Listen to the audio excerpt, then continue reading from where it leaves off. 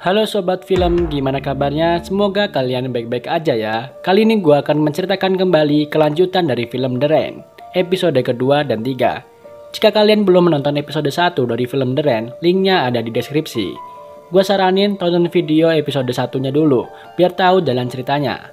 Sebelumnya di episode 1, Simon dan adiknya disergap oleh sekelompok orang. Dan di sini gue belum tahu siapa mereka dan apa tujuan mereka menyergap Simon dan adiknya.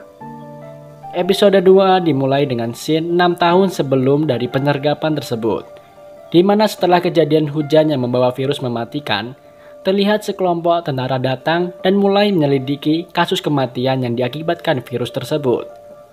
Di sini ada seorang tentara yang bernama Martin dan disuruh berjaga. Jika ada orang yang lewat, usirlah dia. Jika ia tidak mematuhinya, maka Martin boleh menembak orang tersebut. Dan film pun baru dimulai. Scene beralih lagi ke adegan penyergapan di bunker.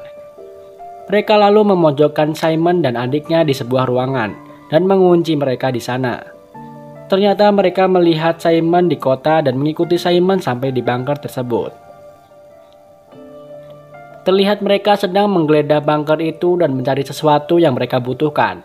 Di sini Simon mencoba memohon kepada mereka agar dilepaskan, tapi usahanya sia-sia karena ruangan mereka kedap suara. Terlihat Markus yang kesal dan kecewa, impiannya untuk bisa keluar dari bunker itu pupus. Di sini Simon mencoba menenangkan Markus dan meyakinkannya mereka akan keluar. Simon berusaha memanggil salah satu dari mereka, di mana ada seseorang wanita di sana.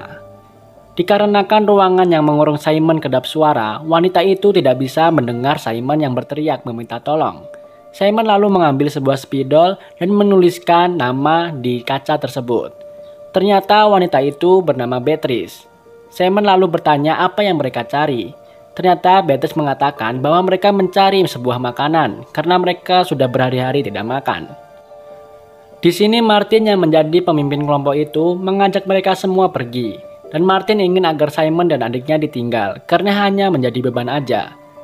Terlihat Beatrice yang ingin menolong Simon. Lalu Beatrice berkata kepada Martin, "Sejak kapan kita membunuh orang yang tak berdosa?" Martin merenung sejenak dan meninggalkan Simon dan adiknya. Di sini Simon langsung mengambil tablet pengontrol dan mematikan listrik di bunker tersebut. Dan Martin kembali lagi kepada Simon dan adiknya. Lalu Simon menyalakan kembali lampu di bunker itu dan menulis di kaca ada sebuah bunker lain yang memiliki banyak makanan yang letaknya tak jauh dari sana. Dan peta bunker itu ada di sebuah tablet ayah Simon. Dengan cepat Simon membanting tablet tersebut dan mengatakan bahwa hanya dia yang tahu bunker itu. Terlihat temannya memanggil Martin karena temannya yang bernama Lea pingsan karena sudah lama tidak makan.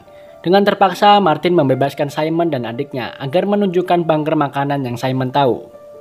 Scene beralih lagi di masa lalu Martin, di mana ia sedang berjaga melihat seorang wanita berjalan ke arah pos tentara. Ia berusaha memperingatkannya untuk pergi menjauh. Akan tetapi wanita itu tetap saja berjalan ke arah pos tentara. Saat Martin ingin menembaknya, ia melihat wanita itu menggendong bayi, dan karena hal itu ia tidak jadi menembaknya. Martin pun bimbang karena kecerobohannya. Scene kembali lagi kepada mereka semua yang bergegas menuju bunker yang lain, dengan Simon yang menunjukkan arahnya. Markus terkagum akhirnya bisa melihat matahari yang sudah sekian lama ia tidak bisa melihatnya. Terlihat Beatrice yang mengajak Markus mengobrol, dan terlihat Markus yang mulai menyukai Beatrice. Tapi di sini mereka masih belum saling mempercayai satu sama lain. Simon dan adiknya takut Martin dan temannya akan membunuh mereka setelah menemukan makanan di bunker. Di lain sisi Martin dan kelompoknya takut apabila Simon berbohong dan mereka tak berhasil menemukan makanan. Di sini Martin berkata kepada Simon, tanggung jawab Simon menemukan makanan dan jika Simon dan adiknya membahayakan maka Martin akan membunuh mereka. Dengan tegas Simon berkata tanggung jawabnya hanya kepada Markus. Scene beralih pada masa lalu Martin, di mana ia dihubungi salah satu temannya yang ada di pos tentara dan mengatakan ada hal buruk yang terjadi. Martin lalu menghampiri pos tentara dan terlihat semua orang sudah mati dan masih tersisa satu temannya yang selamat. Ternyata mereka semua sudah terpapar virus oleh wanita yang Martin biarkan lewat tadi. Ternyata temannya menyelamatkan bayi si wanita dan terlihat temannya langsung sakit dan mati. Di sini Martin merasa bersalah dan kabur dari sana.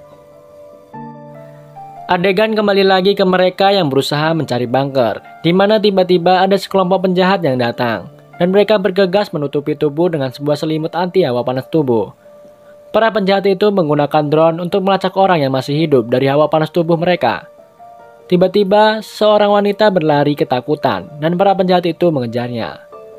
Di sini Simon ingin menolong wanita itu, tapi Martin enggan karena hal itu dapat membahayakan keselamatan mereka semua. Tapi Bertis membantu Simon untuk menolong wanita itu. Akhirnya Martin pun ikut juga membantunya. Saat wanita itu melompati aliran air, ia malah terjatuh. Dan di sana terlihat Martin menembaki penjahat itu. Dan ia melihat bahwa wanita itu sudah terkena air dan terkontaminasi virus yang ada di sana. Martin lalu menembaknya. Di sini Simon kesal dengan Martin yang seenaknya membunuh orang. Martin menjelaskan bahwa ia telah terinfeksi karena menyentuh air. Dan ia akan mati seketika. Mereka pun akhirnya melanjutkan perjalanan. Martin menyuruh mereka agar menggunakan sepatu bot dari penjahat atau menutupi kaki mereka dengan plastik agar mereka tidak kena air, yang kemungkinan tidak sengaja terinjak nantinya.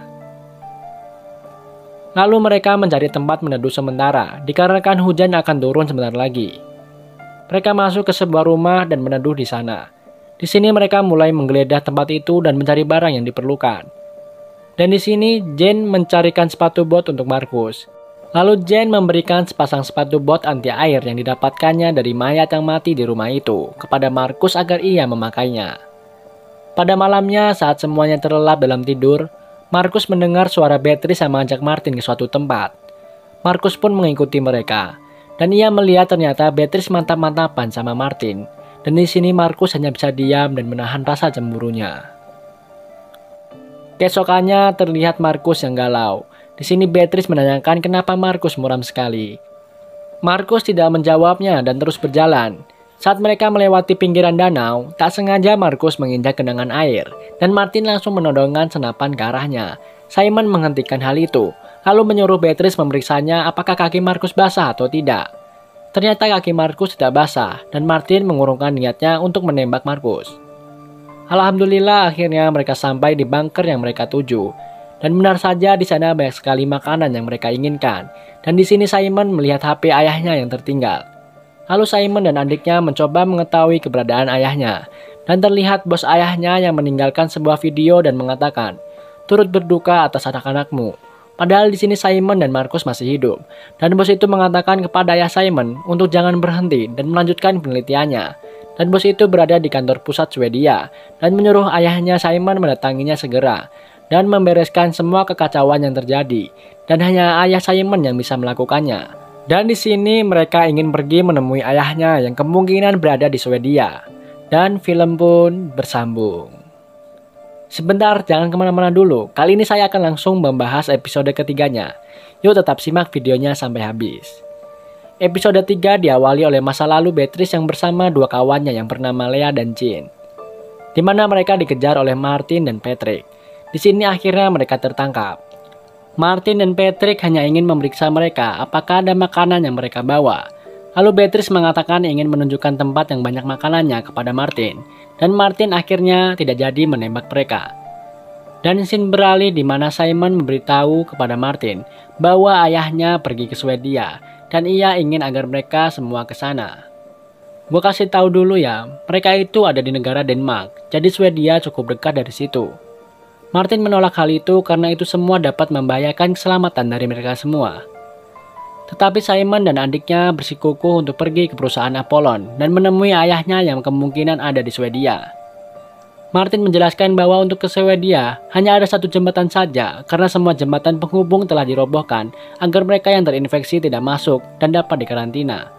Akhirnya Simon dan adiknya nekat pergi sendirian ke Swedia, melewati sebuah kota mati, dan film pun baru dimulai. Terlihat Martin dan Patrick sedang bermain tenis meja. Tiba-tiba Lea mendatangi mereka dan menanyakan keberadaan Simon dan adiknya. Martin menjawab mereka semua pergi menemui ayahnya. Tiba-tiba Beatrice datang dan menanyakan apa yang terjadi. Beatrice yang tahu bahwa Simon telah pergi bersama Markus bergegas menyusulnya bersama Lea dan Jane karena ia merasa telah berhutang budi kepada Simon. Scene beralih pada masa lalu Beatrice, di mana ia menyiapkan makanan untuk Martin dan yang lainnya.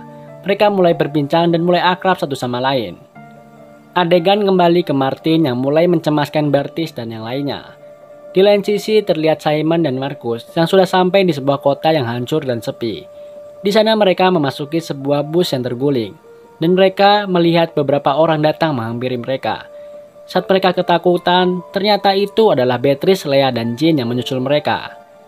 Akhirnya mereka semua memutuskan akan membantu Simon dan Markus untuk menemui ayahnya. Saat di perjalanan mereka menghampiri toko Burger King yang sudah ditinggalkan. Dan di sana mereka beristirahat sejenak. Scene beralih ke Patrick dan Martin, di mana Martin sangat mencemaskan Beatrice dan yang lainnya karena tak kunjung kembali. Akhirnya Martin memutuskan untuk pergi menyusul mereka. Dan di sini terlihat Patrick mengambil sebuah benda dari bunker tersebut. Di lain sisi Simon dan yang lain sedang asik makan di sana. Jean ingin sekali pergi ke toko kacamata yang ada di sebelah dan mengganti kacamatanya yang sudah usang, dan Lea pun ikut menemaninya. Kembali lagi scene masa lalu Beatrice, di mana Beatrice terbangun di malam hari.